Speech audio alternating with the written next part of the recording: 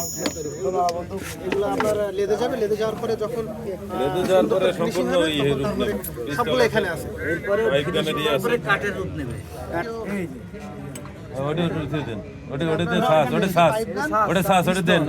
এগুলো বড় একটা বানাবে। মনোদস্যুরা সন্ত্রাসী কর্মকাণ্ড করে, সবার সন্ত্রাসী কর্মকাণ্ড চালাতে সব এগুলো থেকে ব্যবহার হয়। এগুলো সবই আছে।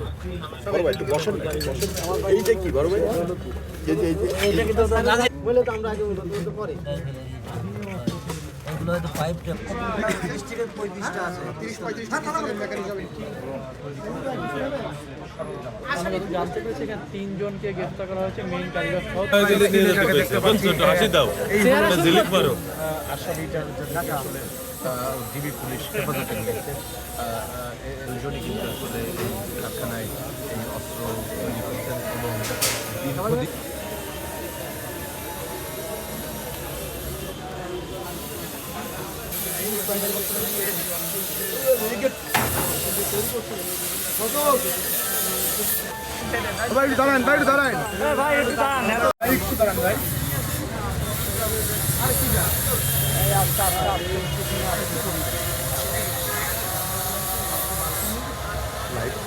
দাঁড়ান।